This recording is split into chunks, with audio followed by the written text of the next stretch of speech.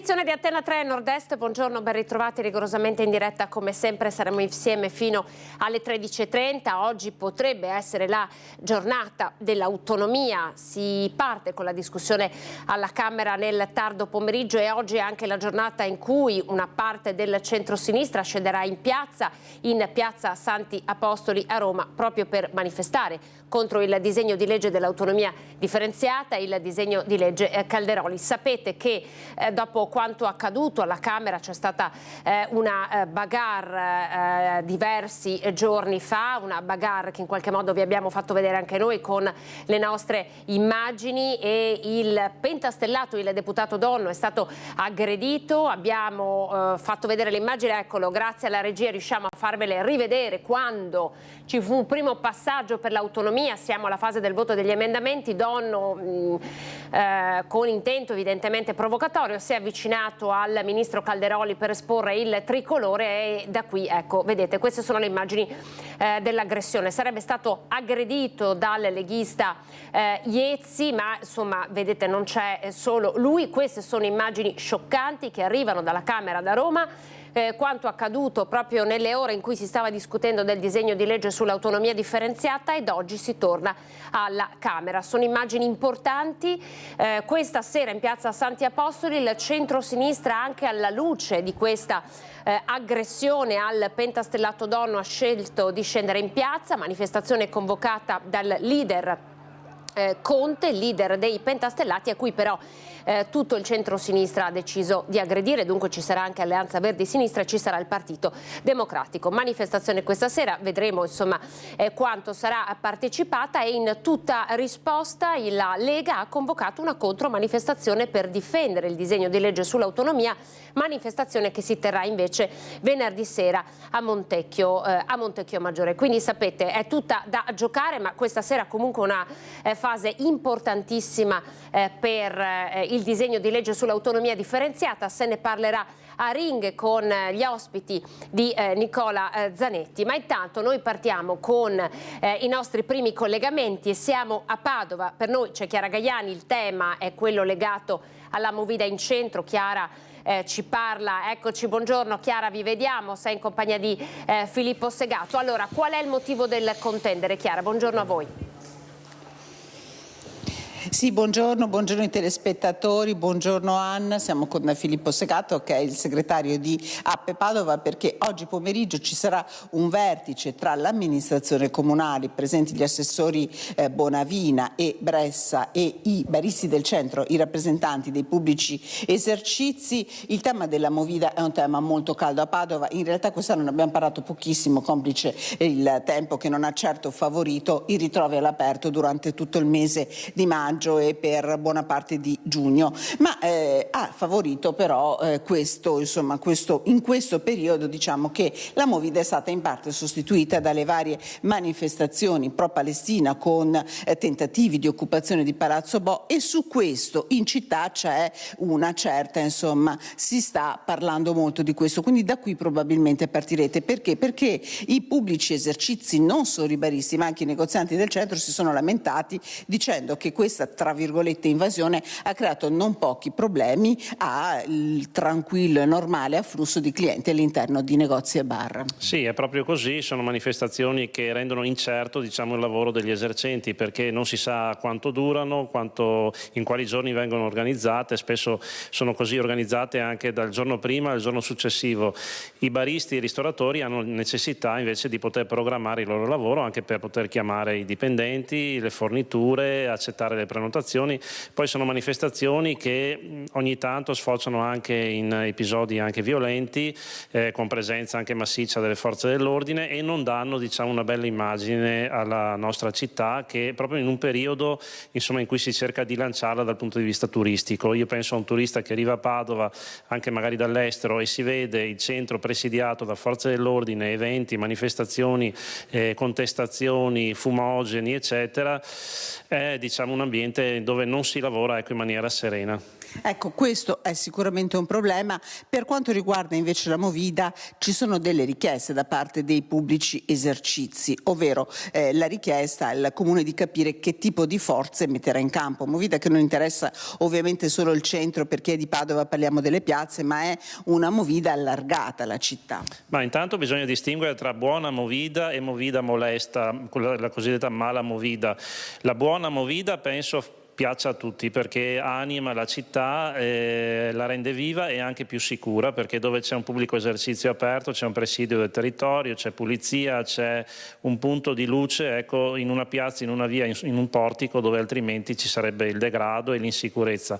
Quella che non va bene a nessuno, in primis agli esercenti, è la mala Movida, quindi quella fatta dai spesso giovani, giovanissimi, che arrivano con gli alcolici che si sono comprati chissà dove e poi li consumano nelle piazze, sotto i portici, a qualsiasi orario, con la musica sparata a tutto volume. Sono quelli che poi, anche quando i locali sono chiusi, fanno schiamazzi, abbandonano i rifiuti, per non parlare poi di escrementi e quant'altro.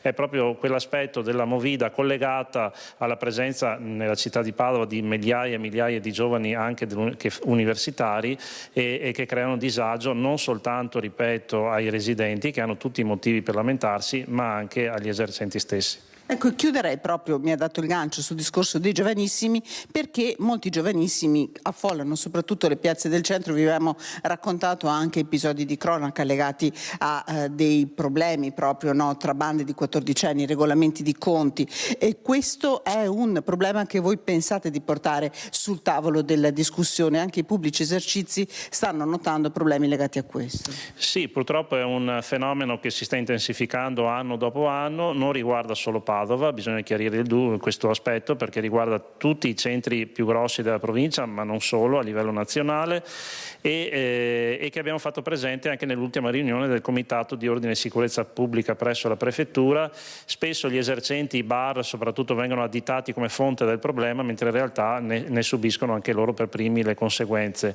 Rendono la città meno sicura e sicuramente c'è necessità di maggiore presenza sul territorio, maggiore visibilità sul territorio delle forze dell'ordine. Là dove c'è una divisa, dove c'è una volante, è più difficile che ci siano questi episodi.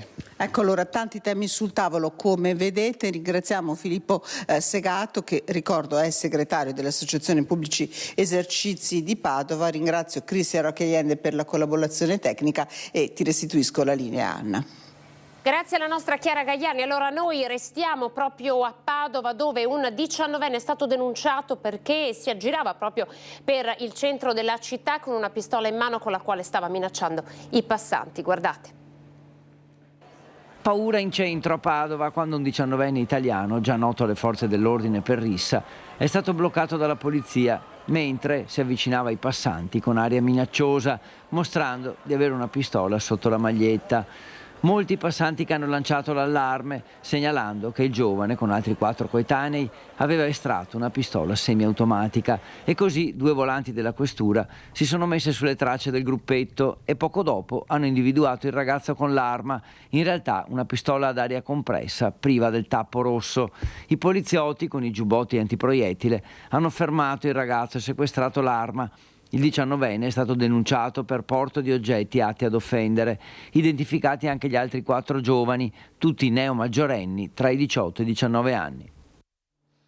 Siamo con Venezia, ora c'è la nostra Ilaria Marchiori collegata con l'assessore Renato Boraso. 2 le questioni che ci deve raccontare Ilaria. Ilaria, buongiorno, eccoci, ti vediamo. Ti vediamo, sta chiacchierando con l'assessore Boraso. Ilaria, sei in onda. Forse non ci sente, Ilaria? Ma tu vedremo denunciarlo. Ilaria? Sono delegato all'agricoltura. Niente. Ilaria, sei in onda. Ti stiamo ascoltando. Eccoci. Prego, Ilaria, ti ascoltiamo. Sì, eccoci qui, scusate, ma qualche problema con l'audio. Siamo qui con l'assessore alla mobilità Renato Boraso per capire un attimo come funzionerà adesso la questione del tram, assessore, perché da un paio di settimane è bloccato. Stiamo parlando della linea T2, specifichiamolo perché magari adesso vedremo passare anche il tram qui dietro, allora potrebbero i nostri telespettatori fare confusione, invece si tratta della linea T1. Cosa sta succedendo? Purtroppo succede che dal 6 di giugno abbiamo dei problemi tecnici legati al sistema elettrico, cioè ci sono state alcune sottostazioni nella direttrice di Marghera, quindi piazzale Cialdini Marghera, che sono andate in tilt. Sembra che ci sia stata una scarica in una cabina pari a 28.000 volt e quale ha mandato praticamente in fumo più di una sottostazione elettrica. Su questo da giorni stiamo lavorando per ripristinare il servizio. Noi ci scusiamo con gli utenti, ma purtroppo siamo in questa situazione tecnica e abbiamo da subito avviato il bus sostitutivo. Chiaramente è un periodo difficile. È un periodo difficile perché, diciamocela francamente, il tram è stato realizzato nel 2004, sono 20 anni e qualche problema strutturale è inevitabile dopo 20 anni. Ecco, tra l'altro, Assessore, sappiamo che lei più volte ha contrastato la presenza del tram qui in città. Sì, ovviamente io non sono stato certamente un tifoso di questo mezzo, ma da quando sono diventato assessore abbiamo preso l'impegno assieme al sindaco Luigi Brugnaro di farlo funzionare, perché quando siamo arrivati non funzionava nulla. Oggi il tram funziona, è un servizio per la città, però ci troviamo con dei disguidi tecnici legati ovviamente all'usura, come il cedimento di quella fognatura che ci ha bloccato per più di un mese a Mestre, bloccando la T1 che parte da Piazzale Roma, e in questo caso abbiamo avuto una scarica elettrica potentissima, non si capisce per quale sia la ragione, sono in corso le indagini in collaborazione con Enel, ma ha fatto saltare il sistema della produzione di energia elettrica, tale per cui la T2 è sospesa, però contiamo nei prossimi giorni di ripristinarla e ci scusiamo con gli utenti e ovviamente al posto della T2 c'è il servizio sostitutivo. Ecco, visto che siamo qui in diretta con l'assessore Boraso, c'è anche un'altra importante informazione da dare ai nostri telespettatori che riguarda invece la strage del bus di Mestre avvenuta lo scorso ottobre, perché giovedì sarà un'altra giornata importante. Sì, approfitto e ringrazio il gruppo Media Nord-Est per comunicare che nella giornata di giovedì tutto il cavalcavia superiore sarà chiuso dalle ore 9 fino alle 15:30 perché sarà in corso, in collaborazione con la Procura, il dissequestro dell'area oggetto purtroppo del gravissimo incidente. Ovviamente il dissequestro necessita, perché noi proseguiremo con i lavori di ristrutturazione, perché come tutti sanno erano cominciati a settembre del 2023, poi c'è stato il gravissimo incidente a ottobre. Noi contiamo così, grazie a questo dissequestro, di completare quei lavori di ristrutturazione che sono in corso per riportare ovviamente la sicurezza completa lungo tutto questo cavalcavia. Però volevamo approfittare e informare tutti i nostri concittadini eccetera che il cavalcavia superiore rimarrà chiuso proprio per questa operazione di messa in sicurezza con la presenza della Procura della Repubblica. Ecco, questo era previsto, Assessore, o è stata una decisione presa in corso d'opera in questi mesi? È una decisione presa in corso d'opera in questi mesi, abbiamo fatto un'istanza formale proprio per avere il dissequestro, per poter completare i lavori di messa in sicurezza che sono in corso da mesi. Tra l'altro noi non abbiamo ancora l'esito delle perizie. Sì, ovviamente noi sono per ringraziare la Procura che ha dato la disponibilità giovedì per fare questo tipo di operazione. Ad oggi effettivamente non sono ancora pervenute né le perizie sul guardrail né la perizia sul bus. Questi sono tempi tecnici legati ai CTU che non sappiamo. Aspettiamo con ansia perché, come ben sapete, ci sono 22 vittime, 14 feriti gravi. Noi abbiamo delle persone ovviamente indagate dei nostri uffici. C'è ovviamente un'analisi molto importante e sappiamo che la Procura sta lavorando in maniera attenta e corretta. Ecco, prima di restituire la linea in velocità, allora noi sappiamo che Venezia ospiterà un evento importante della Coldiretti che spesso si svolge in varie città d'Italia, ma ci sono state delle polemiche per la zona che è stata scelta, ovvero quella di Riva Sette Martiri, giusto Assessore? Sì, io sono anche il delegato per i rapporti con il mondo dell'agricoltura da parte dell'amministrazione Brugnaro. trovo incredibile sinceramente queste polemiche. È una iniziativa che è stata scelta a Venezia per l'80° della fondazione della Coldiretti, fondata dall'onorevole Paolo Bonomi, e in questo 80° è stata fatta una scelta, cioè è stata premiata la direzione del Veneto della Coldiretti e ha scelto Venezia. Secondo me è una grande festa per tutti, per i bambini in modo particolare, perché l'allestimento di questa festa riguarda soprattutto i bambini, e la promozione del chilometro zero, cioè per passare dalla parola della sostenibilità, che è una parola che si spreca, ai fatti, cioè alle cose che mangiamo e di cui viviamo, ci nutriamo tutti i giorni, che sia veramente del chilometro zero. Polemiche, certo, quando uno allestisce un'attività legata c'è sempre un po' di disagio, ma sinceramente parliamo di pochissimi giorni. Il tutto avverrà tra i 27, 28 e 29, sarà presente anche il governo con il presidente Luca Zaia all'inaugurazione di sabato 28.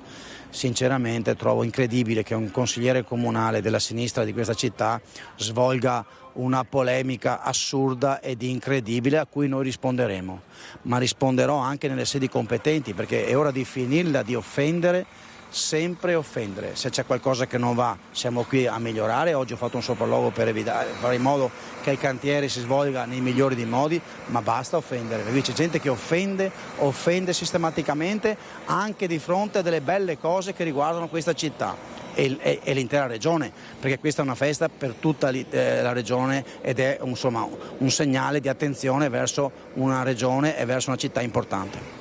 Grazie all'assessore Renato Boraso, io qui da Venezia restituisco la linea allo studio. Grazie alla nostra Ilaria Marchioli. Allora noi subito invece ora andiamo a Thiene. Per noi c'è Daniele Garbin. Il tema è il caso politico relativo alla preghiera organizzata nei giorni scorsi al parco dell'Associazione Bangladesh per la Pace. Daniele Garbin con Simone Squarcina. Daniele, eccoti, buongiorno. Buongiorno Anna, buongiorno a te. Confermo, siamo proprio nel parco di Villa Fabris, un giardino comunale, con alle mie spalle alcuni esponenti dell'Associazione Bangladesh per la Pace, che è una comunità islamica che domenica si è radunata per festeggiare la festa di Abramo, praticamente l'equivalente di una festa simile alla Pasqua cristiano cattolica. Ecco, questo evento, che è anche conviviale, non è solo religioso, era previsto proprio una celebrazione in questo spazio pubblico, per quello era stato chiesto anche l'autorizzazione di utilizzarlo, visto anche l'evento. Ecco, durante la funzione religiosa è stato steso un drappo verde, un telo che ritualmente divide gli uomini dalle donne, che secondo la tradizione islamica è necessario fare durante le funzioni religiose. Ecco, questo gesto è stato visto il motivo del contendere, anche sollevato dalla Lega, che è visto come una forma di discriminazione verso le donne, insomma una forma di renderle confinate in un recinto, non rispettate. Ecco, per questo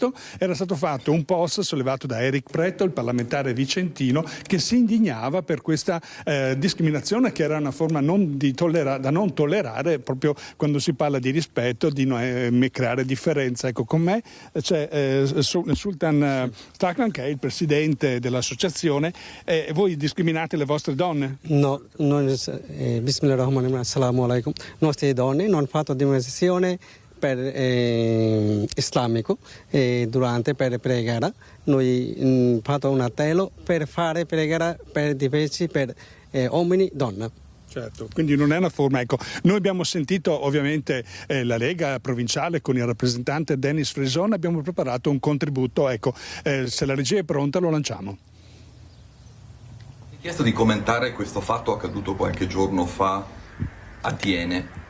E vi devo dire che concordo pienamente con quello che ha affermato il mio onorevole Eric Pretto, fra l'altro in maniera molto pacata e senza alcun intento strumentale.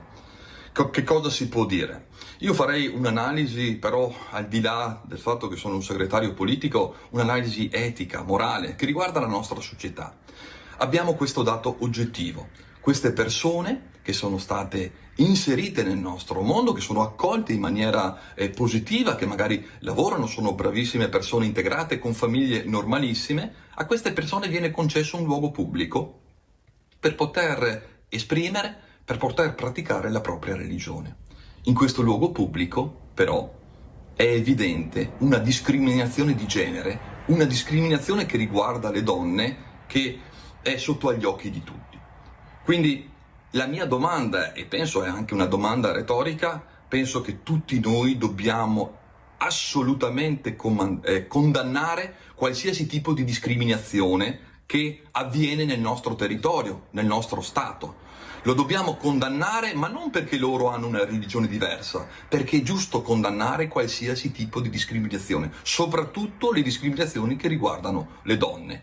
E credo che quando dico una cosa del genere non sia un giudizio di parte, non riguarda né la Lega né gli altri partiti eccetera, ma riguarda una riflessione che noi dobbiamo fare per riuscire effettivamente ad arrivare all'integrazione fra culture diverse. Culture diverse sì, ma in uno Stato che deve essere il nostro, in cui tutti, noi per primi ma anche tutti gli altri, dobbiamo rispettare le regole, dobbiamo rispettare anche i nostri valori. No assolutamente a qualsiasi tipo di discriminazione, no alla discriminazione in riferimento alle donne. Ecco, voi state discriminando le vostre donne, insomma, è così, in qualche modo le trattate, qualcuno vi ha chiesto qualcosa, voi siete inseriti in questa comunità, vi ha mai chiesto qualcosa qualcuno su questo? Non ho chiesto a nessuno, sono preso, io quello tempo, nessuno mi ha fatto domanda, che come mai che hai fatto telo, perché hai fregato così, mi sono domandati. Siamo sorpresi. Sì, siamo sorpresi. Perché non era mai successo che qualcuno avesse reagito e tantomeno vi... Siamo sempre integrati con le altri connazionali, con gli italiani, mai successo. Siamo soprattutto sorpresi avendo una critica così che nessuno viene a chiesto come mai abbiamo pregato questo modo e alla fine hanno criticato come voleva loro, ma soprattutto noi abbiamo pieno di rispetto per le donne, religionalmente anche la nostra cultura si rispetta le donne. Ecco, aspetta, su questo è un punto di vista che è stato raccolto dal sindaco, che abbiamo preparato, abbiamo sentito, per cui abbiamo preparato un contributo e questa è la posizione del sindaco di Tiene, Giampi Michelusi. Nel meravigliarmi per lo sconcerto e il profondo rammarico espressi da un membro del Parlamento su una questione che viene sistematicamente sollevata a livello nazionale dalla parte politica attualmente al governo, rilevo che quanto accaduto non viola alcuna norma di legge o di regolamento. Faccio presente inoltre che è stata divulgata la notizia riferita al solo momento di preghiera, omettendo che adesso è seguito un momento conviviale, uomini e donne tutti assieme, e questa è un'ignobile estrapolazione di comodo. Riporto invece a proposito le recenti parole del presidente Sergio Mattarella, cioè la Costituzione ci ricorda che tutte le confessioni religiose sono libere davanti alla legge e la libertà religiosa è uno dei fondamenti della convivenza. In questo momento storico fomentare odio razziale per meri scopi propagandistici è estremamente pericoloso e miope. Il ricorso a tali espedienti serve solo a distogliere l'opinione pubblica dai reali problemi che affliggono comuni e cittadini e da un percorso necessario, faticoso ma ineludibile di dialogo e progresso sociale. L'apparente effetto discriminatorio apparso nella fotografia altro non è che una modalità di preghiera stabilita dalla loro religione e che non significa mancare di rispetto alle donne. Come tutta la società civile, anche l'associazione Bangladesh per la pace che ha organizzato l'evento condanna fermamente la violenza sulle donne e proprio per far valere questi valori fondamentali si sta adoperando per dare sostegno al nostro sportello donna. Rilevo l'opportunismo di questa minoranza che ha cercato voti all'interno della comunità bengalese durante la campagna elettorale del 2022 con tanto di candidati e che ora ritiene deprecabile la loro forma di preghiera. Ecco, confermiamo comunque la sorpresa della comunità che qui a Thiene, composta da almeno 500 individui, in Veneto si sono stimati intorno ai 2000-2500, quindi un episodio così non era mai successo, vi ha sorpreso, e bisogna dire che comunque la festa, a parte la componente religiosa, poi è stata un mescolarsi tra uomini e donne, quindi è stato solo esattamente in quel momento durante il rito religioso. Come ci salutiamo? Qual è il messaggio che vuole inviare? Noi quello che pregherà non è che noi facciamo solo per noi qua, noi facciamo tutta Italia, trovi anche Roma, Napoli, Palermo, più di 5.000 persone che facciamo pregare, divide donna e uomini. Non lo so perché è fatto qui critica per dimensione, non lo so, noi non fate quello. Non era mai successo a noi. Ecco, allora noi immaginiamo che la cosa purtroppo non sarà finita qui, magari con questo si scatenerà anche, speriamo che si sgonfi, ma al momento è ancora ben vispa, è ancora molto forte la polemica politica. Per il momento è tutto da Thiene, da questo parco di Villa Fabris, a voi la linea. Grazie Daniele Garbini, è una polemica che sicuramente andrà avanti e proseguirà anche nei prossimi giorni. Siamo nella Marca Trevigiana ora con la cronaca. In mattinata c'è stato un incendio ad un ricovero attrezzi, siamo a Monfumo, è via Longon. A muoversi sono stati i vigili del fuoco di Montebelluna insieme ai volontari di Asolo, intervenuti all'interno del ricovero dove erano presenti 2 automobili ed un furgone che sono andati completamente distrutti. Fortunatamente nessuna persona è rimasta coinvolta. Il rogo ha raggiunto una catasta di legna vicino al box auto alimentando ancora di più le fiamme. Le operazioni di spegnimento da parte dei pompieri sono andate avanti fino a mattinata inoltrata. Sul posto anche i carabinieri di Castelfranco Veneto per fare luce sulle cause dell'accaduto. Non si esclude che questo rogo possa essere doloso. E poi per restare nel territorio della Marca Trevigiana con la cronaca dobbiamo tornare a parlarvi del delitto di Vanessa Ballan. Siamo nel comune di Riese Piodecimo. La procura chiederà il processo per Bujar Fandagi, l'uomo accusato di omicidio volontario premeditato aggravato, stalking e revenge porn. Vediamo. Entro la metà di luglio la procura chiuderà le indagini sul terribile delitto di Vanessa Ballan, la 26enne picchiata e accoltellata a morte. La donna, che aspettava un bimbo, è stata aggredita nella sua abitazione. Accusato della sua morte Bujar Fandai, il 40enne artigiano kosovaro che dovrà rispondere delle accuse di omicidio volontario premeditato aggravato, stalking e revenge porn. Il pubblico ministero chiederà il rinvio a giudizio. Il terribile femminicidio era avvenuto il 19 dicembre scorso a Spineda di Riese Piodecimo, nella casa di Vanessa. L'uomo, che non voleva accettare la fine della storia con la giovane, aveva scavalcato la recinzione, fatto irruzioni in casa ed aggredito violentemente la 26enne, non lasciandole scampo. Sotto la lente di ingrandimento i cellulari della vittima e del killer. Gli investigatori hanno ricostruito i messaggi tra i due, soprattutto quelli relativi al 27 ottobre 2023, quando la donna andò a denunciare il 40enne. L'uomo avrebbe spiegato di essere andato a casa di Vanessa per avere una spiegazione sui motivi che l'avevano spinta a denunciarlo per stalking e revenge porn. Vanessa, già mamma di un bimbo di 5 anni, si era recata dai carabinieri dopo i continui ricatti del 40enne che voleva continuare la storia e che aveva inviato al compagno della vittima un video di un rapporto intimo con lei. Non solo, ma in una dichiarazione Bujar Fandai si era giustificato dicendo che il giorno del delitto a prendere il coltello per prima era stata la vittima e lui si era difeso. Ma secondo gli investigatori la verità è ben diversa. E la cronaca ora ci porta a Padova. È stato trasferito nel centro di rimpatrio di Gorizia un nigeriano che minacciava i passanti con un collo di bottiglia davanti alla stazione. Dunque sempre a Padova, prima il 19enne denunciato per avere con sé una pistola e minacciare i passanti, ora parliamo di un nigeriano con un coltello in stazione. Quando alla questura è arrivata la richiesta di intervento per un uomo che a petto nudo minacciava i passanti con un collo di bottiglia, una volante si è precipitata nel piazzale della stazione. Giunti sul posto, gli agenti hanno subito notato l'uomo che si trovava a terra nella zona verde tra treni e capolina degli autobus, chiaramente ubriaco, anche se non armato. Ha subito opposto resistenza, ha rifiutato l'intervento del personale sanitario e quando è stato accompagnato all'auto, improvvisamente è andato in escandescenza rompendo l'antenna della volante. A questo punto gli agenti, vista la potenziale pericolosità dell'uomo, lo hanno bloccato e portato in questura per procedere alla sua identificazione, in quanto privo di documenti. Si trattava di un 34enne richiedente asilo di origini nigeriane, di fatto senza fissa dimora, in attesa di decisione sulla sua richiesta di protezione internazionale, già noto alle forze dell'ordine per resistenza e violenza pubblico ufficiale, minaccia, danneggiamento, immigrazione clandestina e ricettazione, e così è stato sanzionato per ubriachezza molesta e accompagnato, vista la pericolosità sociale, al centro di permanenza e rimpatri di Gorizia.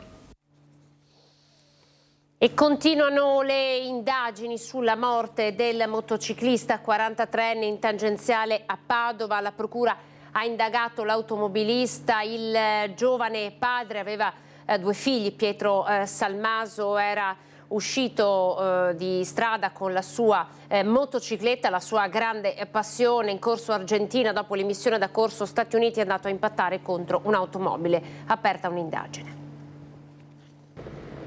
Omicidio stradale. Con questa accusa la Procura di Padova ha indagato l'automobilista, un 53enne residente in provincia di Venezia, che sabato notte è rimasto coinvolto nel grave incidente stradale in cui ha perso la vita Pierpaolo Salmaso, 43 anni, di Ponte San Nicolò.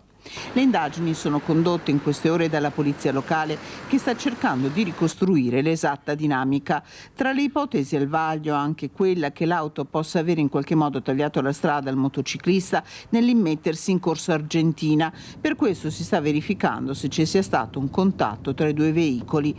Sul corpo di Paolo Salmaso, padre di 2 bambini, non sarà effettuata l'autopsia. La salma verrà quindi affidata alla famiglia per la sepoltura. Grande il dolore a Ponte San Nicolò, dove Paolo Salmaso era tornato a vivere. Molti messaggi affidati sui social dagli amici. La data dei funerali non è ancora stata fissata. Ci fermiamo, pochi secondi di pubblicità, poi la politica. Ricordo che nel tardo pomeriggio si parte con la discussione sul disegno di legge sull'autonomia differenziata. Con tutta probabilità l'opposizione presenterà tanti emendamenti che saranno bocciati dalla maggioranza. La discussione potrebbe andare avanti fino a domani e in contemporanea è convocata una manifestazione del centro-sinistra in piazza Santi Apostoli a Roma proprio contro il disegno di legge sull'autonomia veneto, ovviamente con il fiato sospeso. Ne parleremo tra poco. E ripartiamo proprio dalla politica. Buongiorno, ben ritrovati. Prima edizione, giornata caldissima oggi, quella che si preannuncia per il voto sul disegno di legge Calderoli. L'autonomia differenziata potrebbe passare, come si potrebbe andare avanti fino a domani, ma nel servizio che adesso vi facciamo vedere abbiamo fatto un po' il punto nei rapporti delicatissimi, anche alla luce dei risultati dell'ultima tornata elettorale all'interno del centrodestra. Guardate. Io le posso dire che natura non faccia il saltus. Penso che nel 2014 Renzi aveva il 42% in Veneto, nel 2019 Salvini ha fatto il 49,5% in Veneto, nel 2024 Fratelli d'Italia al 38%. Io l'ho sempre detto, la vera sfida è tenere i voti e non prenderli. Più che una fotografia del voto sembra quasi un messaggio agli alleati meloniani, quello di Luca Zaia all'inizio di una settimana che si preannuncia caldissima da tutti i punti di vista. Non solo c'è il ballottaggio in 16 comuni del Veneto, ma c'è pure la partita per l'autonomia con la manifestazione contro il DDL Calderoli organizzata dal Movimento 5 Stelle nelle prossime ore a Roma e la contromanifestazione della Lega indetta per venerdì a Montecchio Maggiore, iniziativa che Fratelli d'Italia giudica legittima ma di fatto dal sapore elettorale. La Lega è un partito identitario che ha nell'autonomia uno dei suoi cavalli di battaglia, quindi non mi sorprende che faccia una manifestazione in un comune dove ha un candidato sindaco che va al voto, che tra l'altro è consigliere regionale, quindi nulla di strano sul fronte. Manifestazioni i partiti legittimamente le fanno, a prescindere di cosa accade in Parlamento. Devo anche dire che il nostro partito, la Lega, ha fatto manifestazioni tante al punto tale per l'autonomia che oggi stiamo discutendo in Parlamento grazie alle nostre manifestazioni. Non penalizza l'autonomia la manifestazione, ma la valorizza ancora di più. Ma noi non abbiamo bisogno di rivendicare nulla, è nei fatti. Cioè, il primo Consiglio dei Ministri che vede entrare l'autonomia differenziata è il Consiglio dei Ministri del 2 di febbraio del 2023. Presidente del Consiglio Giorgia Meloni, a dimostrazione che noi quando promettiamo qualcosa ai veneti, ma in generale a tutti gli italiani, poi sappiamo mantenerla. La polemica è quindi strisciante, con Andrea Ostellari che ne fa una questione più territoriale che politica. Quando si parla di autonomia si deve avere ben chiaro qual è l'obiettivo. L'obiettivo è quello di rappresentare i veneti, non è quello di rappresentare una parte dei veneti. E allora ovviamente questa sera si parlerà anche di questo a Ring con Nicola Zanetti. Ci saranno Giuseppe Paolin in studio per la Lega, Claudio Borgia, Fratelli d'Italia, Andrea Zanoni, Partito Democratico e Marco De Pasquale, Sinistra Italiana. Tempo di anche commentare che cosa sarà successo nel pomeriggio della contromanifestazione in Piazza Santi Apostoli dell'autonomia. Ed ad una settimana dal ballottaggio di Vittorio Veneto c'è stato un nuovo terremoto in Casa Lega e questa volta siamo nella Marca trevigiana. A Vittorio Veneto decade la segreteria locale dopo la dimissione di 3 componenti del direttivo, probabile il commissariamento, ma i leghisti e non solo si rivolgono anche i candidati sindaco Mirella Bagliana e Gianluca Posocco. Sapete che non c'è pace per la Lega a Vittorio Veneto, rimasta esclusa dai giochi elettorali dopo la sconfitta di Giovanni Braido al primo turno e la decisione maturata nel fine settimana di lasciare libertà di voto in vista del ballottaggio. 3 consiglieri del direttivo infatti si sono dimessi, ne restano altri 2 più il segretario locale Roberto Parrella. Questo significa che non c'è il numero legale e che si dovrà con ogni probabilità procedere al commissariamento. La partita è in mano al Consiglio provinciale del Carroccio, in particolare al segretario Dimitri Coin. I 3 consiglieri dimissionari non avrebbero gradito l'endorsement a titolo personale di Braido alla candidata Mirella Bagliana, sostenuta tra gli altri dal Partito Democratico. Da qui lo strappo, l'ennesimo, che piomba a pochi giorni dal voto. Ai leghisti delusi, disillusi e in libera uscita si appellano gli stessi candidati sindaco. Gianluca Posocco, delfino dell'espulso Gian Antonio D'Arè, lo fa da ex leghista. La Lega è una grande famiglia fatta da tante bellissime persone. In tutte le famiglie poi succede che si litiga. Diciamo che il confronto serve un attimo a riprendere la strada giusta e ripensare da dove siamo partiti e cosa abbiamo nel cuore, quindi l'autonomia e il federalismo in primis. Questa difficoltà che ha avuto la Lega si è rivoltata sulla città di Vittorio Veneto, non ha fatto bene alla città di Vittorio Veneto tutti questi confronti, questa uscita anche di Tony D'Arè dalla Lega, insomma ha portato l'attenzione molto sulle questioni politiche e poco sulle questioni sostanziali della città. Lega o non Lega, la caccia ai voti si fa sul territorio e al di là delle appartenenze politiche. Mi rivolgo a tutti i cittadini di Vittorio Veneto, di qualsiasi colore politico, tra virgolette, a tutti quei cittadini che vogliono il rilancio della città, che credono in una città più decorosa, più curata, e quindi rivolgo veramente un appello fortissimo che ci diano fiducia e ci aiutino in questo nostro progetto. A tutta la città, a tutti i cittadini, giovani e meno giovani, perché votino oltre a me la mia grande squadra fatta da persone di elevata qualità professionale, un grande entusiasmo, un candidato sindaco felice perché dietro di lui eventualmente avrà una grande squadra. Torniamo ora a parlare di Roberto Di Segna, l'alpinista caduto sul Gran Paradiso. Ci aggiorna Mirko Cavallina. Sapete che c'erano dei rapporti di familiarità con il sindaco di Romano d'Ezzelino, Simone Bontorin, davvero una tragedia che ha scosso tutti, una morte tragica. Mirko, buongiorno, ben ritrovato. Buongiorno Anna, buongiorno ai telespettatori di Antenna 3. Si dici bene, Roberto Di Segna era lo zio di Simone Bontorin, il sindaco di Romano d'Ezzelino, che sentiremo più tardi per le edizioni serali dei nostri notiziari. Io mi trovo proprio davanti alla casa di Roberto Di Segna, quella nella quale è vissuto fino a pochi anni fa con la madre, fino alla morte di lei. 4 fratelli e una zona che lega purtroppo l'inizio e la fine della vita di Roberto Di Segna. Il Monte Grappa, che si trova trova qui alla mia destra, con le pendici di Costalunga e la cima del Gran Paradiso, dove si era recato nel fine settimana insieme ad un compagno di cordata. Lungo la discesa un problema che adesso gli inquirenti cercheranno di chiarire ha provocato una caduta in un volo di 300 metri che purtroppo per lui è stato fatale. Esperto attento, così è stato definito, ma ci hanno detto dal CAI di Bassano purtroppo il rischio zero non può esistere neanche per le persone più esperte. Per il prossimo gennaio proprio Roberto Di Segna era segnato nel sito del CAI di Bassano come guida di un'escursione proprio qui sul Monte Grappa in Val delle Foglie. Si attende il rientro della salma, che è stata riconosciuta dai familiari in Valle d'Aosta, e la fissazione della data dei funerali. Sconcerto in tutta Romano Dezzelino, in particolare nella frazione di Felette. Qui siamo in una zona residenziale molto tranquilla e tutti dicono di Roberto è una persona buona, attenta e anche generosa, disponibile. Ce lo conferma un vicino di casa, il signor Alberto Baggio, che è proprio confinante con la casa della famiglia Di Segna. Sentiamo la sua testimonianza e poi con Alessandro Costacurta, linea allo studio.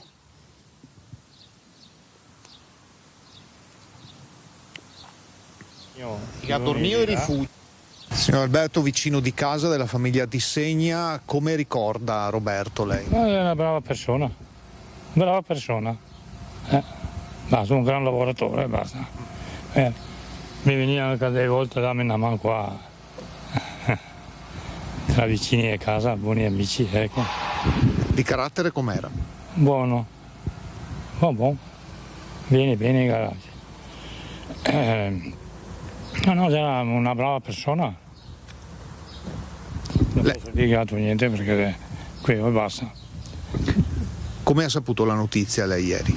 Ma ero qua ieri ed è mio qua suo fratello a dirmi: guarda, devo dirti una cosa anche a te. Che ha detto: cosa è successo? Così casca Roberto, ma cascato dalle scale? No, incorlata, non so dove chi era, perché non so. E dove qua? No, andai in Val d'Aosta, ecco, basta. E viveva da solo, giusto? Sì, ogni tanto veniva qua a trovare suo fratello. Ci siamo buoni rapporti, insomma, ecco. La vita non si sa mai come casa e cara. L'ennesima tragedia della montagna, ora con la cronaca. Noi ci spostiamo nuovamente nella Marca trevigiana con il video del colpo alla lavanderia automatica di via Manina Conegliano. Le immagini delle telecamere interne mostrano un uomo mentre scassina la gettoneria.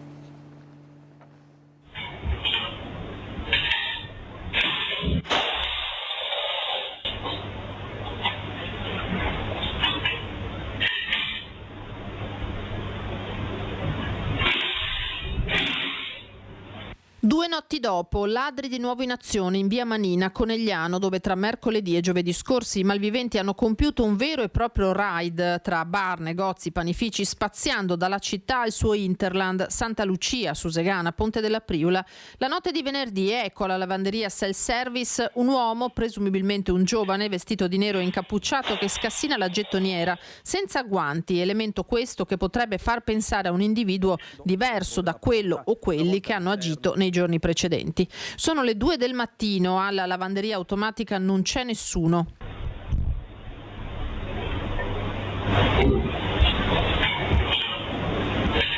Le telecamere di sicurezza riprendono l'intera scena e testimoniano come le attività della zona rimangano nel mirino dei malviventi. La lavanderia si trova proprio di fronte al bar Popular, dove i ladri avevano sfondato la porta d'ingresso. C'è solo un'impronta sul serramento della porta, diciamo, dove è stata presa a calci, e sul vetro, nient'altro. Quindi qualcuno di forte sicuramente. Nella lavanderia automatica i tentativi di intrusione sono stati più d'1. Carabinieri e commissariato di polizia stanno indagando per capire se ci sia un unico filo a unire i vari colpi.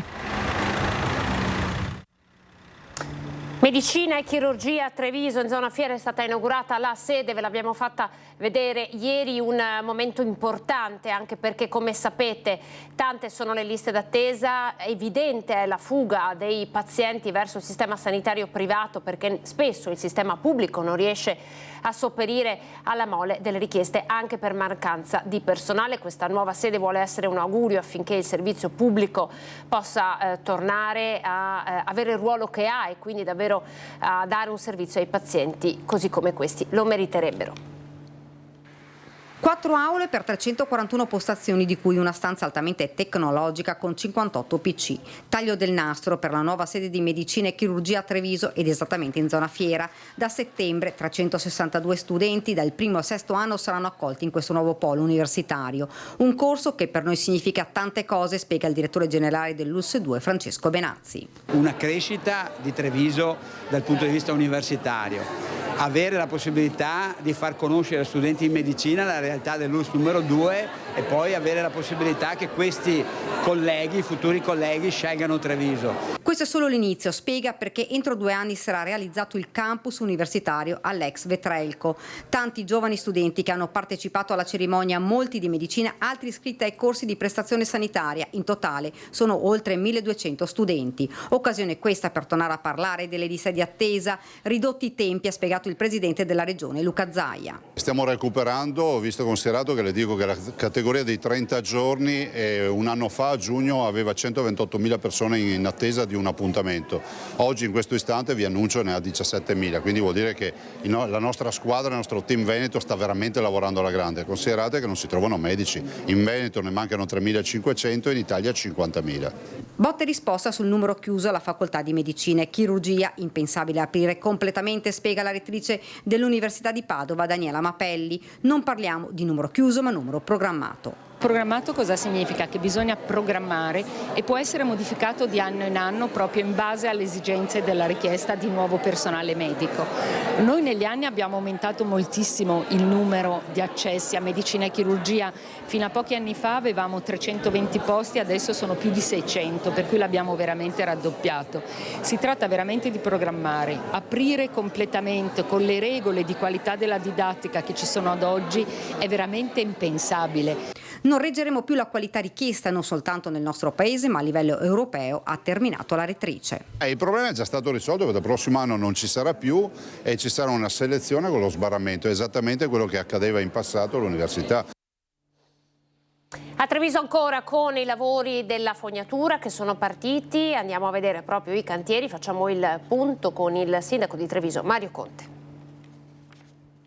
È un appuntamento con la storia della città di Treviso, una città che oggi si presenta senza rete fognaria ma che comincia questo lungo processo di realizzazione della rete fognaria e della nuova rete acquedottistica. È con una punta d'orgoglio e di emozione che il sindaco Mario Conte, parlando di intervento di portata storica per la città, ha dato il via al cantiere nel quartiere nord-ovest del centro storico per la realizzazione della nuova rete fognaria e la ristrutturazione della rete acquedottistica. Ad oggi la città è ancora priva di fognature. Conte è il primo a interessarsi del problema. Un investimento da 3,6 milioni di euro per 3,2 chilometri di rete fognaria e acquedotto. Partiamo ovviamente da questo quadrante di città con l'obiettivo nei prossimi 4 anni di sviluppare e arrivare a circa il 70% del centro storico realizzato e collegato al depuratore. L'opera servirà a una zona dove risiedono circa 1000 abitanti e dove sono presenti 5 istituti scolastici che potranno così allacciarsi al depuratore comunale. L'intervento si sviluppa nell'area compresa tra le mura e le vie Battisti, Cantarana e Pancera e prevede principalmente la separazione dell'attuale fognatura mista. Le condotte presenti verranno destinate alla sola fognatura meteorica e verranno posate nuove condotte per la fognatura nera. Le opere prevedono inoltre il rifacimento delle condotte dell'acqua. In termini di sostenibilità ambientale è forse l'opera più importante mai realizzata in città. Sicuramente questo è un primo passo importante verso la sostenibilità ambientale. Andremo ad allacciare 1000 utenti e 5 scuole. Come ha detto il sindaco, questo è un cambio epocale perché le fognature sono misurano la civiltà di un paese. I lavori dureranno circa un anno e partiranno da Viale Dalviano per poi spostarsi lungo le altre vie interessate dal progetto, con limitazioni della circolazione stradale che cercheranno di impattare il meno possibile sulla viabilità locale. Iniziamo oggi per poi ultimare con l'inizio delle scuole la posa della rete fognaria lungo l'interno mura, quindi nel retro degli edifici scolastici, per poi andare in Borgo Cavour con la sospensione concordata con i commercianti dei mercatini e domenicali, quindi dare in modo da recare meno disagio possibile, per poi spostarci con cantieri mobili 50 metri di lunghezza nelle varie vie secondarie. Dopo questo primo stralcio il cantiere proseguirà in altre zone del centro storico, a spiegarlo sempre il primo cittadino. Diciamo che per fine mandato il mio sogno sarebbe di aver completato tutta questa fascia qua, lasciando indietro soltanto il cuore centrale della città, che verrà fatto poi successivamente. Andiamo avanti, restiamo a Treviso con l'invasione dei topi nelle fognature, l'approfondimento della redazione, guardate.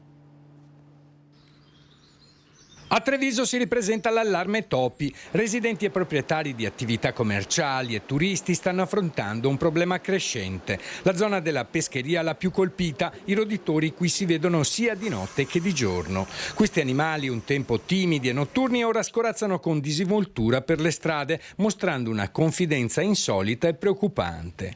La loro presenza si spinge anche in Piazza dei Signori e lungo le mura della città, così come nelle vie adiacenti ai canali. I topi si sono fatti strada tra i tavolini dei bar e ristoranti, approfittando delle piattaforme esterne. Il comune ha già iniziato a piazzare una trentina di trappole e veleni, soprattutto in zona pescheria, la più problematica. L'aumento dei topi potrebbe essere attribuito a diversi fattori, tra cui la disponibilità di cibo causata dall'abbandono di rifiuti, sostiene l'assessore Manera. Sì, abbiamo anche noi rilevato questa problematica legata in qualche caso a qualche abbandono che non dovrebbe avvenire, e soprattutto escono da zone private. Siamo intervenuti immediatamente con massiccio posizionamento di trappole, verranno messe in questi giorni per risolvere il problema. È chiaro che quello che bisogna fare è sensibilizzare tutti, compresi gli esercenti, di stare molto attenti quando si puliscono i tavoli, perché chiaramente si fornisce del cibo ai topi, e soprattutto gli ambiti privati a tener conto che devono tenere i loro giardini in una situazione ottimale per evitare che i topi escano, perché chiaramente non hanno limitazione di spazio rispetto all'ambito pubblico. Sembra che i roditori siano diventati resistenti a questi metodi tradizionali di controllo, pensano alcuni residenti. Di fronte a questa sfida, l'amministrazione sta pensando anche a nuove strategie più innovative e sostenibili per affrontare l'infestazione. Non ci resta che aspettare e vedere se i topi avranno la meglio. Allora attenzione, un'ultima ora, un incendio ha colpito il tetto del Dipartimento di Fisica e Astronomia dell'Università di Padova, dunque siamo nella città del Santo, nessuna persona è rimasta coinvolta, evacuata precauzionalmente la struttura, che poi è tornata ad essere fruibile agli studenti. Impegnati sul posto le squadre dei Vigili del Fuoco della centrale di Padova con un'autopompa, un'autobotte e l'autoscala, e 9 operatori coordinati dal funzionario di guardia. Le fiamme divampate sul tetto, probabilmente per l'esecuzione di alcuni lavori di copertura, sono state estinte, evitando la propagazione del rogo al resto della struttura. Dunque fortunatamente non ci sono stati feriti e non ci sono stati troppi danni. Restiamo a questo punto a Padova perché tanto disagio sta creando la realizzazione della nuova linea del tram. Siamo nel quartiere di Volta Barozzo. Piazzale Stazione e Via Piovese, 2 luoghi simbolo dei cantieri del tram per i prossimi 3 mesi. Un periodo estivo, quello con meno traffico e senza scuole, che dovrebbe avere un impatto meno forte sugli spostamenti dei padovani. 2 cantieri che serviranno per preparare le strade per l'installazione delle rotaie e per le corse del tram.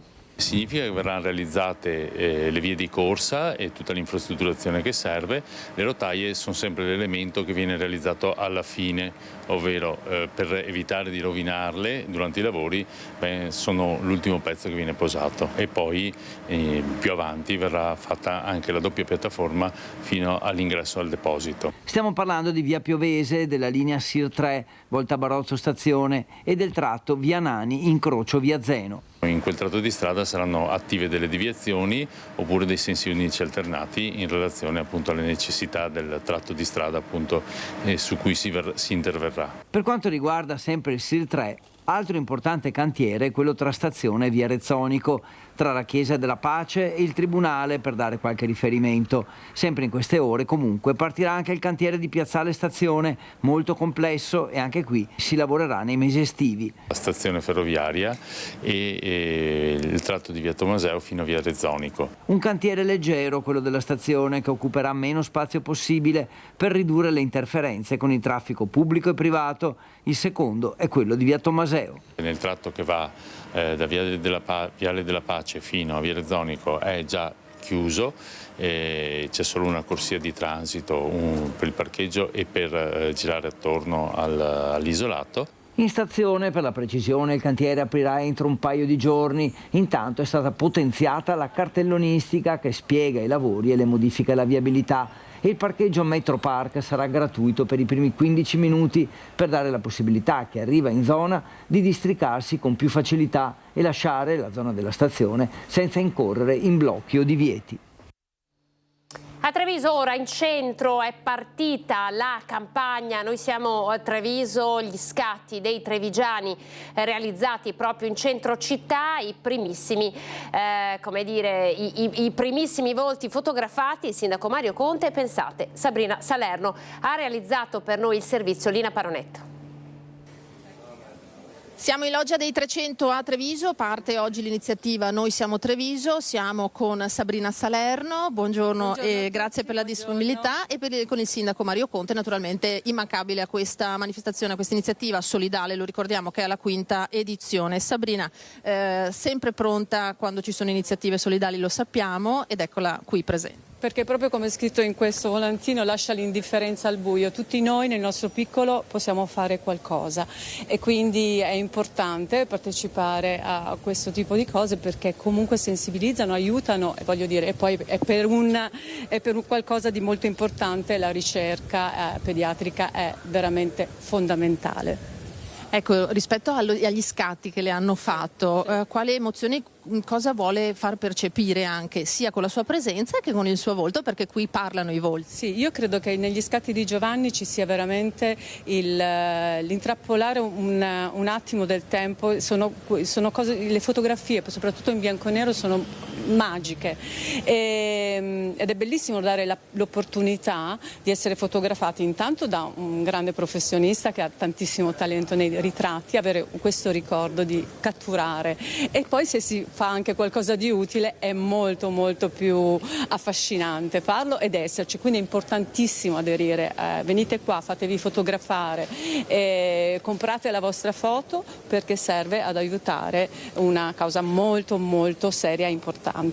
Lei è anche abituata a farsi fotografare, chi magari è più restio cosa può dire?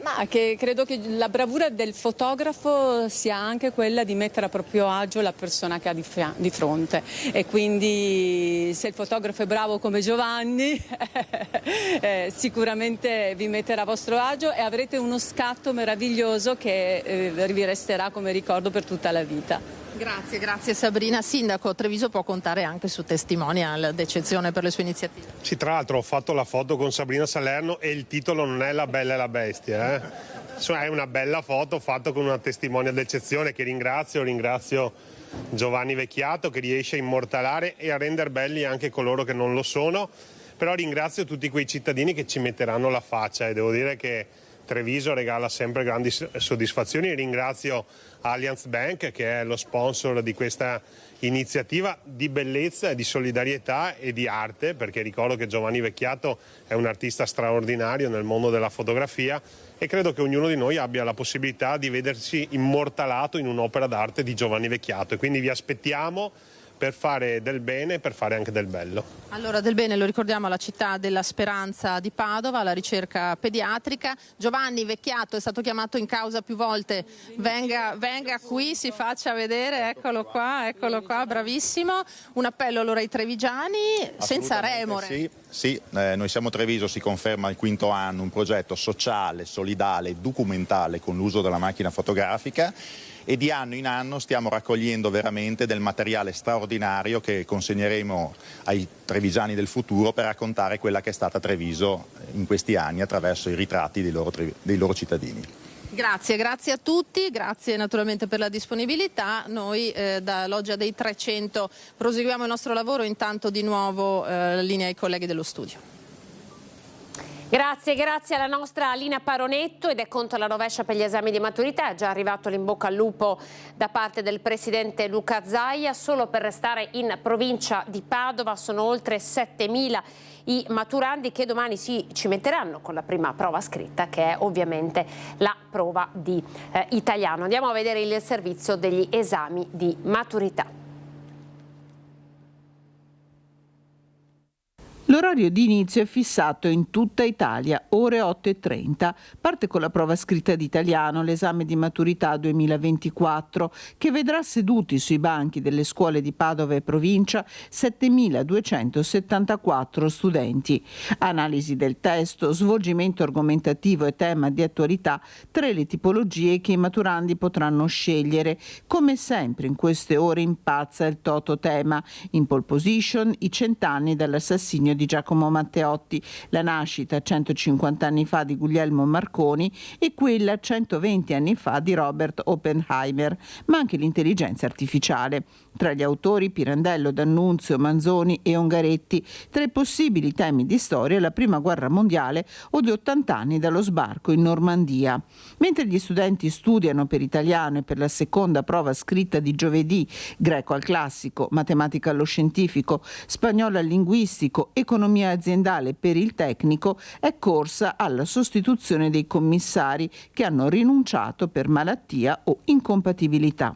E in queste ore si guarda anche al meteo. Le prove si terranno infatti nei giorni della prima ondata di calore del 2024. Ci fermiamo, pochi secondi di pubblicità e poi l'intelligenza artificiale entrerà di prepotenza nella nostra trasmissione. Ne parleremo con il mondo dell'artigianato da Treviso a Padova. Tante le iniziative per iniziare a far conoscere agli associati, ma anche ai ragazzi, alle nuove leve, che cosa significa e quali cambiamenti potrà portare, come già hanno portato le nuove tecnologie, ma l'intelligenza artificiale all'interno del lavoro artigiano. Ne parleremo tra pochissimo, vi aspetto.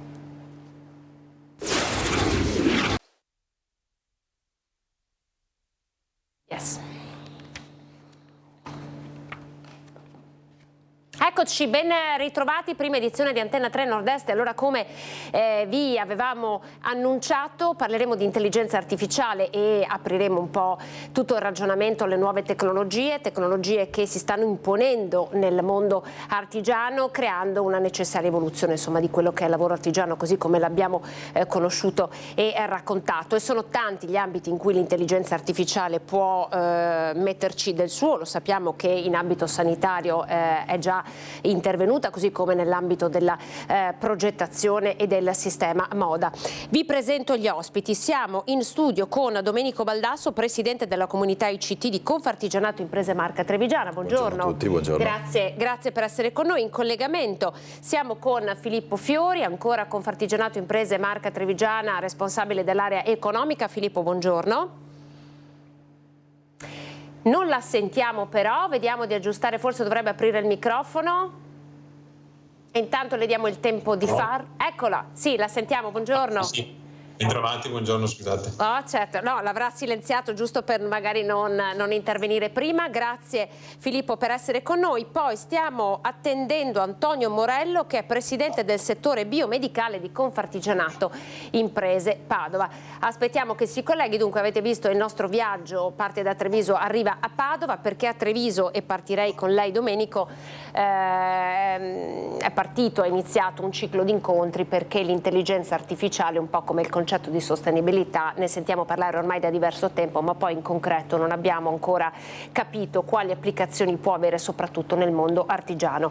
Questi incontri quanti sono, dove si terranno e come si svolgeranno, come state lavorando? Allora, è un ciclo di 5 incontri, inizieranno questa sera a Badoere alle 18 e sono divisi, diciamo, per aree tematiche, quindi affronteremo, oggi è un kick-off, quindi inizierà, diciamo, parlando un po' di terminologia nell'ambito di intelligenza artificiale, perciò cominceremo anche a divulgare un po' e conoscere più da vicino questa cosa che a volte viene assimilata un po' ad un mostro, la si guarda un po' con paura e con timore. Diffidenza. Esattamente, invece in realtà è un enorme aiuto che va ad intervenire anche su quelle che sono poi le attività a più basso valore, quindi permette alle persone di concentrarsi maggiormente sulle attività a valore.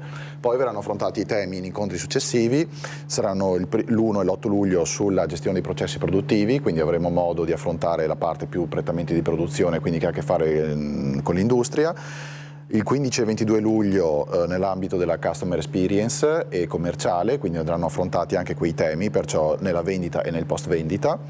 E poi andremo a chiudere il 7, 14, ci sarà 9-16 settembre sempre in ambito commerciale, poi 7-14 ottobre per l'organizzazione di impresa. Queste sono le date che abbiamo previsto, saranno anche itineranti, quindi in diverse location all'interno di aziende che fanno parte di Confartigianato. Quindi si entra nelle aziende perché bisogna un po' capire, no? Toccare con mano qual è la grande evoluzione dell'intelligenza artificiale. Con il suo intervento lei ci sta raccontando che davvero gli ambiti sono tanti, sì, no? A partire da quello suo, insomma, della comunità ICT e poi tutti quanti gli altri, quindi della vera e propria produzione industriale. Partiamo con il suo ambito per cercare di capire l'intelligenza artificiale come può intervenire e anche da che cosa ci dobbiamo in qualche modo difendere. Ma allora, difendere da nulla, nel senso che aiuta a difendere per assurdo. Ci sono delle declinazioni che aiutano molto nella difesa anche nell'ambito della sicurezza informatica, che oggi è molto di attualità. Per quanto riguarda invece l'aiuto, se pensiamo banalmente al fatto che nessuna impresa diversi anni fa, insomma, utilizzava un software gestionale. E oggi nessuna azienda, anche seppur piccola, è priva di questo tipo di strumento, quindi utilizza un sistema per gestire la propria contabilità, le proprie commesse e via dicendo. Piuttosto che una volta si usavano le macchine utensili a mano, ok, quindi era tutto quanto azionato a mano, oggi ci sono i PLC, quindi sono dei sistemi che programmano. Poteva essere visto anche quello come un non servono più le persone, non serve più nulla, invece in realtà ci siamo accorti che semplicemente è cambiato per cosa vengono impiegate le persone e quindi diciamo vengono impiegate su attività che hanno un maggior valore discrezionario, una maggior capacità anche decisionale. Così l'intelligenza artificiale va a togliere tutta una serie di mansioni, diciamo, che hanno un basso valore. Qui entra in gioco forse il tema delle competenze, non siamo pronti come mondo artigiano per saperla accogliere e sfruttare anche al meglio, no? Questo grande cambiamento dalle tecnologie all'introduzione dei software di intelligenza artificiale. Come siamo messi dal punto di vista delle competenze? È ancora un appannaggio di pochi? Sì, è ancora molto poco diffuso, ci sono pochi casi d'uso in generale. E questo ovviamente deve accelerare anche per una questione di competitività nei confronti di altri paesi piuttosto che di altre realtà, soprattutto con le grandi realtà. Siamo messi bene rispetto al confronto con gli altri paesi com'è? Bah, allora, diciamo che ci sono dei paesi che ne fanno un uso, diciamo, più evoluto, soprattutto le multinazionali riescono a fare economie di scala maggiori e quindi hanno una rapidità di inserimento di questi strumenti superiore. Però è importante che anche le piccole imprese lo adottino perché dà molta flessibilità e la flessibilità è un enorme vantaggio competitivo per le piccole imprese e l'intelligenza artificiale aiuta a concentrarsi sul core business o su determinati tipi di attività che fanno la differenza. Permette anche delle analisi molto più dettagliate, quindi permette di dare l'analisi dei dati, può essere una cosa complessa, se data in pasto un'intelligenza artificiale è molto più rapida ed immediata, è un sistema che in qualche maniera è in grado di capire quello che gli viene dato in pasto e di darti un output, un'informazione pulita secondo quello che è la tua... È sempre affidabile? No. C'è il tema delle allucinazioni, che è un tema molto delicato, non è ancora risolto completamente, ci sono sistemi più evoluti, sistemi meno evoluti in questo senso, però può dare degli errori e quindi deve essere strutturata e implementata in modo più affidabile possibile. Filippo Fiori, sono da lei, area economica. Allora, entriamo un po', parliamo di soldi, ma quanto costa questa rivoluzione digitale alle imprese? E immagino che voi come associazione di categoria le stiate anche accompagnando, no? In questa transizione, non solo attraverso gli incontri, ma anche proprio attraverso delle forme necessarie di consulenza. Quanto costa? No? Un po' come la transizione energetica, che poi è una rivoluzione che di fatto costa. Allora, certamente come associazione, come Confartigianato Imprese Marche Trevigiana, appunto accompagniamo le aziende, l'esempio più vicino in senso non solo geografico, territoriale, ma cronologico è appunto quello che ha citato Domenico Baldasso e quindi gli incontri che iniziano stasera a Badoere. Il primo compito dell'associazione è questo naturalmente, quindi informare e dare tutti gli strumenti per comprendere, per orientarsi, anche un po' per cercare di chiarire il quadro, sfatare dei miti, fare chiarezza, perché appunto è un argomento sicuramente di conversazione, ma c'è anche molta confusione, c'è anche molto rumore su questo tema. Quindi prima di tutto l'associazione verso i propri soci ha l'obbligo e il dovere di individuare delle figure che siano in grado di spiegare e di far comprendere al meglio l'utilizzo concreto e quindi le applicazioni pratiche di queste tecnologie. Naturalmente utilizzo vuol dire anche, avete detto, costi, e quindi vuol anche dire non solo in termini meramente economici, ma vuol dire quali risorse devo impiegare per affrontare questo tipo di rivoluzione, perché è comunque appunto una rivoluzione.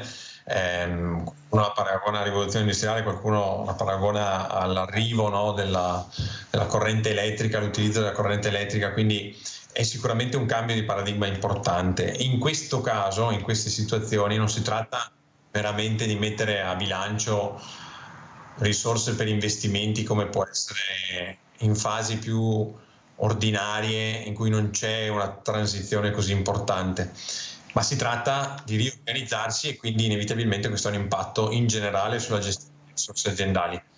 E parlo quindi prima di tutto delle persone, giustamente avete accennato, c'è un tema di competenze, allora bisogna anche organizzarsi per poterle non solo capire, per poterle implementare, come dice qualcuno in azienda, per poterle utilizzare efficacemente, per migliorare quindi l'efficienza aziendale, ma naturalmente far sì che le persone che lavorano in azienda siano in grado di capirle, nel senso di saperle poi utilizzare, quindi capire finalità, obiettivi e metodologie naturalmente. Quindi c'è un tema anche, fra virgolette, costi un po' più ampio in termini di investimento nelle risorse umane. E io ritengo che ci sia anche un altro tema, un po' che è quello del passaggio intergenerazionale, di cui un po' il mondo artigiano, Fiori, lei me lo potrà confermare, sta soffrendo, no? Cioè questo passaggio dal padre al figlio. Le aziende artigiane, molte sono aziende a conduzione familiare, dove c'è un know-how molto forte, ma questo know-how di fatto anche grazie alle nuove tecnologie deve necessariamente evolvere.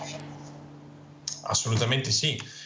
Il tema del passaggio generazionale, che va visto comunque in una cornice più ampia di una continuità aziendale, no? Di una continuità di impresa, chiaramente è centrale per le imprese artigiane, in generale per il tessuto produttivo sicuramente veneto, ma più complessivamente italiano, data l'età media anche avanzata dei titolari, naturalmente dei soci delle imprese.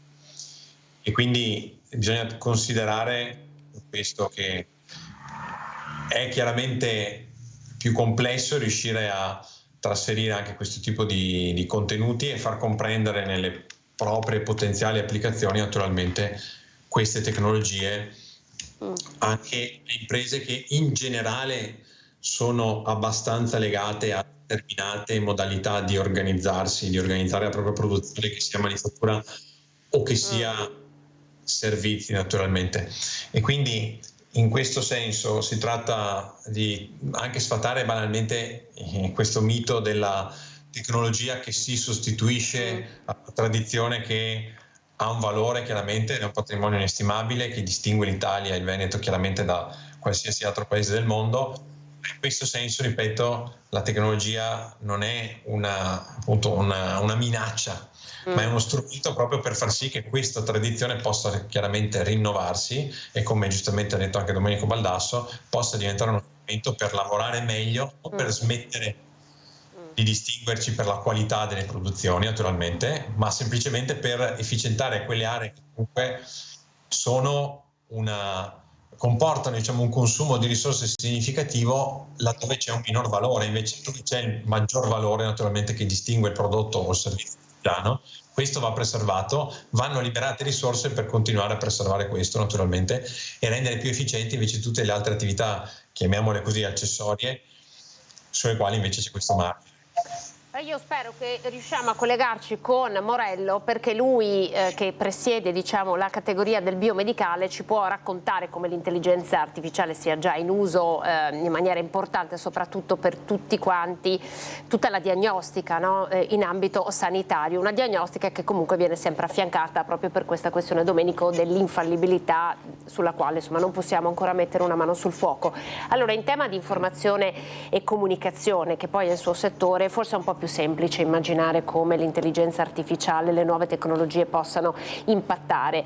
Io so che voi state lavorando anche molto con le scuole, perché sono loro, forse sono i ragazzi i primi a dover entrare in quest'ottica e ad immaginare il lavoro artigiano già con questi dettami. Forse la scuola non sempre è all'altezza, e allora entrate in gioco voi come associazione di categoria. Sì, allora stiamo facendo diversi percorsi anche in ambito con le scuole. So che siete stati a Meduna di Livenza. Sì. Lì siamo stati per un progetto che ha a che fare con la cyber security, per sensibilizzare anche i ragazzi che utilizzano questi device quotidianamente e ne hanno un po' una percezione a volte un po' edulcorata.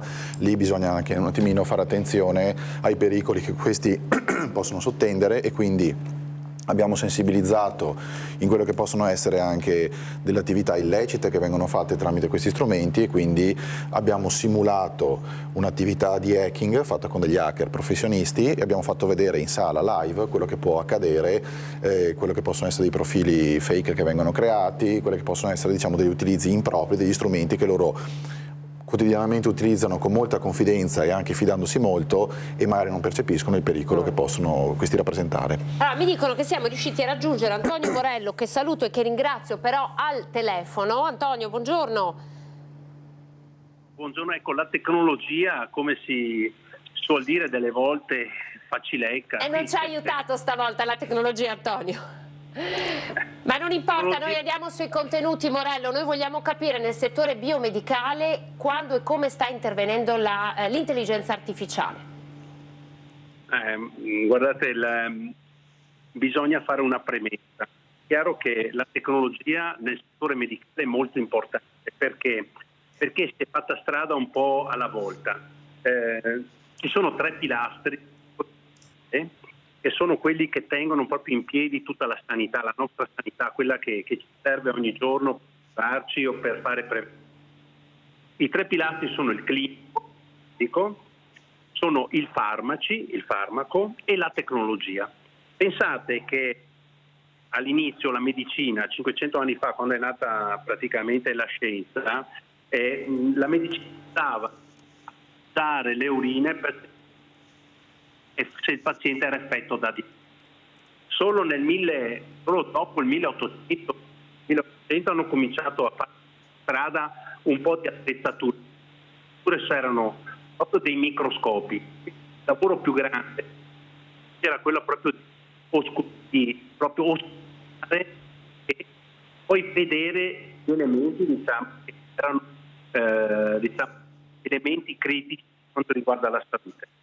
Quindi la tecnologia adesso che viene proposta è quella dell'intelligenza artificiale, cioè quella praticamente di un ramo proprio delle scienze che studia dei sistemi di hardware e software proprio dotati di capacità molto elevate per poter risolvere problemi dell'uomo. Per esempio, noi abbiamo nel settore medicale proprio attività che vengono svolte da anni. Per esempio, tutta la parte radiologica, da anni viene utilizzata una intelligenza artificiale, cioè un affiancamento al medico per quanto riguarda la diagnostica. Chiaramente nel settore della radiologia non è una cosa semplice, ma è meno complessa di altri settori, perché abbiamo a che fare con colori che sono il bianco e nero, abbiamo a che fare con immagini, e quindi possiamo lavorare in maniera più facilitata. Ci sono invece tutta una serie di altre diagnosi e di altre applicazioni che vengono proprio portate al servizio della tecnologia biomedicale, cioè questa tecnologia che serve per fare diagnostica, che serve per creare anche il farmaco, perché sappiamo che la tecnologia è anche farmaco, no? In certi momenti. E questi sono tecnologie che con l'intelligenza artificiale e soprattutto con la learning machine stanno diventando sempre più attuali. Senta Borello, lei mi parlava di un'applicazione che è quello nel ramo dell'anatomia patologica. Quale applicazione possiamo raccontare dell'intelligenza artificiale nell'anatomia patologica? Guardate, proprio in Veneto tutte le 12 anatomie più grosse, cioè quelle che fanno praticamente 2,5 milioni di sezioni all'anno, quindi stiamo parlando Dolomiti, ULS1, la Pedemontana, la Marca Trevigiana, la Polesana, la Scaligera, il Veneto Orientale, Serenissima, Euganea, poi le 2 aziende ospedaliere universitarie di Verona e Padova, lo IOV e la Berica, si sono dati un appuntamento proprio per raggruppare tutte le attività di screening attraverso un grosso lavoro, c'è una grossa determinazione, diciamo, di tutti i vari casi che vengono proposti attraverso degli scanner, delle macchine molto potenti che scannerizzano le immagini. Questa applicata con questa intelligenza artificiale applicata con appunto dei software che sono appunto di machine learning e anche di machine, riescono a fine di questo processo a supportare lo screening del biopsico, della prostata e la sua classificazione, supportano il medico, possono fare anche valutazione automatica dei biomarcatori e fanno anche delle valutazioni automatiche nei casi di lesione al polmone. E quindi stiamo parlando di un lavoro enorme che ha avuto il via proprio attraverso queste tecnologie di analisi che l'intelligenza artificiale può fare attraverso l'hardware e il software di dati. E diventa ancora più interessante se immaginiamo un sistema sanitario come questo dove c'è carenza di personale, immaginare che l'intelligenza artificiale possa andare ad intervenire in questo modo sicuramente va a disegnare un futuro molto più roseo anche per la nostra sanità, perché queste sono le competenze in campo e quindi sicuramente tutto il lavoro anche degli screening veri e propri, della lettura dei vetrini in anatomia patologica viene accelerato, viene velocizzato grazie all'intelligenza artificiale. Resti con noi Antonio in collegamento, io torno da Domenico, poi un passaggio veloce con Filippo, perché in questi incontri voi proponete sostanzialmente delle esperienze immersive. Come si fa a spiegare ad un imprenditore che cosa fa e come si può utilizzare l'intelligenza artificiale attraverso un'esperienza vera e propria? Allora, un esempio. Usiamo dei case history, ok? Quindi ci sia una parte di formazione dove si va a spiegare in cosa consiste, appunto declinata per area funzionale anche aziendale, quindi in ambito commerciale come si diceva prima, customer service e produzione, e poi si fanno dei laboratori dove si vivono delle esperienze di casi d'uso già inseriti e dove si può anche direttamente fare una piccola esperienza, ok? Con questo quindi tipo si prova. Sì, esattamente. Comunque l'intelligenza artificiale tendenzialmente funziona, soprattutto quella generativa, funziona a cosiddetta riga di prompt, quindi io chiedo una cosa, scrivo qualcosa, lei ha in pancia una serie di dati e di informazioni o che ho fornito io o che acquisisce, insomma dipende poi da quanto viene aperta, e poi mi dà una risposta. Quindi questo ovviamente accelera moltissime analisi, moltissimi tempi di apprendimento. Anche adesso io devo imparare per esempio a usare tanti software diversi, in futuro i software funzioneranno tutti quanti a comando per inserimento di righe di prompt, appunto. Può aiutare moltissimo anche per esempio dei casi d'uso che ho visto io stesso sono stati per esempio nell'ambito un costo può essere partecipare a gare pubbliche, quindi partecipare a gare pubbliche significa che io devo analizzare ogni giorno tutte quante le gare con tutta la documentazione molto articolata che sta dietro, e quindi devo impiegare una risorsa per fare questo. Esistono delle declinazioni per esempio dove io scarico tutte le gare a cui ritengo di poter partecipare, le do in pasto all'intelligenza artificiale, do in pasto tutte le mie competenze, le mie certificazioni, tutta una serie di informazioni, informazioni e lei matcha le informazioni, analizza le gare e mi restituisce un ranking già tabellato in un formato che io richiedo, dove mi dice a quali ha senso che io partecipi e dove ho la maggior probabilità di successo in base a quelli che sono i miei parametri. Tutto questo lavoro magari va a sollevare un lavoro meramente operativo di un'impiegata che può essere utilizzata per altri scopi più discrezionali. Filippo, dunque è una sorta di efficientamento del lavoro artigiano, possiamo immaginarlo così, proprio il primo effetto diretto dell'introduzione dell'intelligenza artificiale in azienda? Assolutamente sì, avete citato degli esempi, ma in tutte le tipologie di attività, anche chiaramente le attività di servizio naturalmente, quindi non solo laddove c'è un'attività manuale o manifatturiera dove è abbastanza chiaro in produzione gli effetti che può generare. L'appuntamento del 1° luglio è dedicato proprio alle applicazioni dell'intelligenza artificiale nella produzione, perché è chiaramente uno dei settori anche più importanti tra quelli che rappresentiamo, i settori manifatturieri, ma anche i servizi naturalmente, quindi anche in altre tipologie di attività, naturalmente anche le professioni, quindi tutto il mondo dei creativi, all'interno del quale rientrano anche le stesse aziende appunto dell'ICT che Domenico Baldasso rappresenta, quindi tutto il mondo della creatività naturalmente. Anche in questo caso è evidente che permette di efficientare attraverso le varie tecnologie che si stanno affermando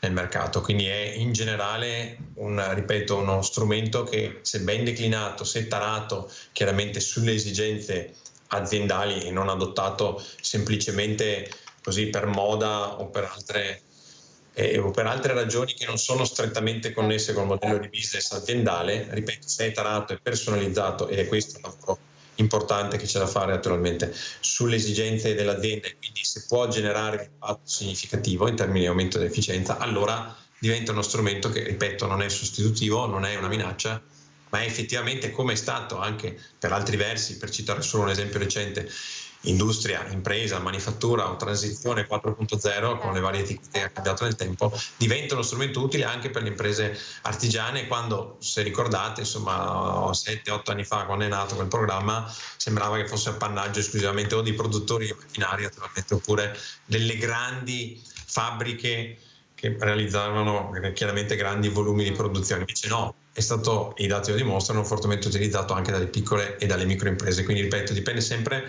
da come si cala nel contesto. Chiaramente la conoscenza aiuta, nel senso avvicinarsi anche a queste opportunità di apprendimento organizzate da Confartigianato Imprese Padova e Marca Trevigiana aiutano, no? Perché permettono in qualche modo di lasciare da parte la diffidenza ed avvicinarsi alle nuove tecnologie con uno spirito diverso. La conoscenza aiuta sempre, no? E quindi dobbiamo assolutamente fare tesoro dei momenti di documentazione, istruzione, di conoscenza che le categorie offrono. Grazie Domenico per averci raggiunto, ad Antonio Morello che ci ha raggiunto telefonicamente. Poi nell'ambito della sanità torneremo a parlare, visto che abbiamo avuto purtroppo oggi poco tempo. Grazie a Filippo Fiori, ovviamente a voi buon lavoro, perché l'artigianato è il Veneto, il nostro Veneto e il nord-est si fonda sulle piccole e grandi imprese artigiane, quindi davvero dare loro la possibilità di evolversi significa poter mantenere questo tessuto produttivo così importante per il nostro territorio. Io vi ricordo che questa sera, dopo i nostri telegiornali, ci sarà Ring, ovviamente la politica è in primo piano. Sapete che nel primo pomeriggio il disegno di legge sull'autonomia differenziata è in discussione alla Camera, una discussione che si preannuncia molto tesa. Parleremo di questo. In concomitanza, ancora alle 17, Piazza Santi Apostoli a Roma, c'è la contromanifestazione contro l'autonomia convocata dal centro-sinistra, quindi davvero una giornata calda sul fronte politico. Tutti gli aggiornamenti con i nostri notiziari della sera. Intanto grazie per averci seguito, vi auguro una buona giornata, arrivederci.